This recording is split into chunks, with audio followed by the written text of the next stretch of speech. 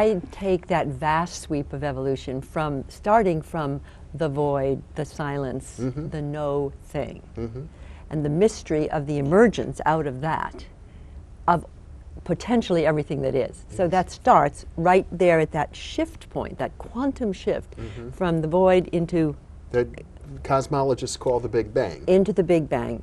And then we go up until life forms. So that's about up until about 3.5 billion years ago. That is physical evolution. Yeah. And from 3.5 billion years ago with life to human life is the next phase of evolution. And with human life, we've begun to enter the noological phase of evolution, where the mind and language began to create a mind sphere. The noological phase. The nous, from the Greek word mind. And we are entering into the phase where the creations of our mind are creating an entire new superorganism. That superorganism starts with thoughts, with our religions, our sciences, our laws, our constitutions, our technologies, our TV cameras, our rockets, our phones, our faxes.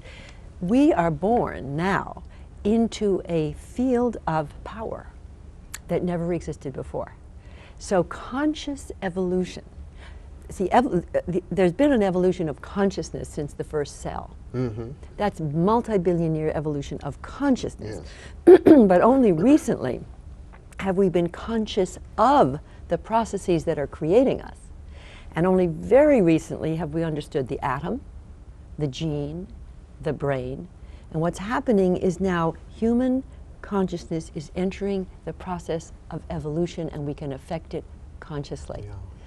Now, most people still, I think, often think of human consciousness as somehow apart from evolution, apart from nature. Why we talk about man-made and natural as if they're two different orders. Yes, well, for me, I believe with Willis Harman that consciousness is primary. And Willis Harman, incidentally, is the former president of the Institute of Noetic Sciences. That's right, and that consciousness is causal, and that conscious intent infuses the whole universe. So that when you talk about the nothingness before the Big Bang, one might think of that as pure consciousness. Pure consciousness.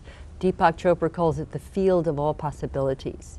It's out of that everything arises. So the evolution of consciousness, for me, comes from the field. Yes. However, it takes a degree of complexity for any entity to be conscious of consciousness. Yes. And so if we go from the cell to the animal to the human to the great avatars, to Buddha, to Jesus.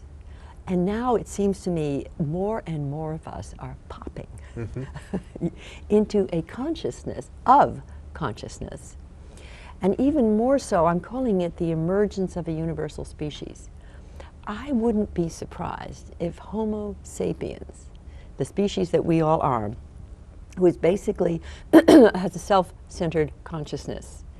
And it's a great advance over an animal consciousness. But what we might call cosmic consciousness, or universal, or Christ consciousness, or Buddha mind, which has been templated by great avatars, I sense it's cropping up in millions of us, without benefit of clergy. It's not a religion, it's the evolution of religion. It's the evolution of the species to become aware of the consciousness that is, and to be conscious of how to guide it through intent. One might even say it's sort of a natural state to be enlightened if we remove all of the normal obstacles that are part of our conditioning. This is true, and you know, I got my faith from Teilhard de Chardin.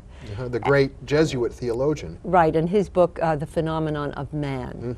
And what Teilhard said was that he saw God in evolution, and he saw it as a spiral, and every time there was more complexity, there was more consciousness and more freedom, from molecule to cell, from single cell to animal, from animal to human. Now, we're born on a planet that's obviously getting more complex. It's all integrating and interacting at a very fast rate. If it is true that out of complexity there comes a jump in consciousness and freedom, I think we, as members of this living planetary body, are being connected on multiple levels, electronically, internally, environmentally, such that more and more of us are experiencing ourselves as part of the whole. Mm-hmm.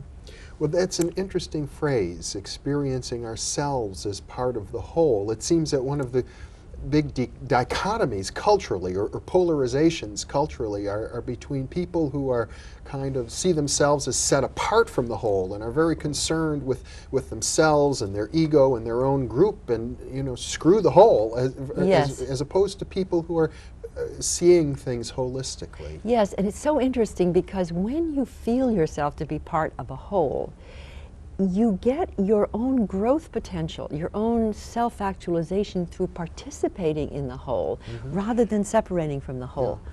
And I actually feel this is the evolution of the species, right there. If you feel that your self requires you to be separate and see the other as not self, that's one thing. But if your self requires you to interact more deeply in the whole, through expressing that uniqueness that you are, then you grow. And I think we're seeing the difference between people who are growing very, very rapidly in consciousness, compassion, and creativity.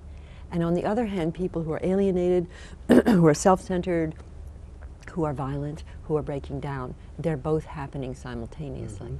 Well, this issue of the unique separate self versus the self that's connected to the whole is a deep issue. I think one of the things that you point out is that given all of the technology, the powerful technology that we now have, that if people wield that technology from the perspective of the separate self, well, that spells the destruction of the human race. See, I think we've hit the end point of Homo sapiens in a self-centered consciousness with this degree of power. It's a non-viable state. So the best thought that I could have is we're transitional into something that's emergent out of many of us from all traditions and all cultures, which is the person who experiences naturally the empathy. Naturally.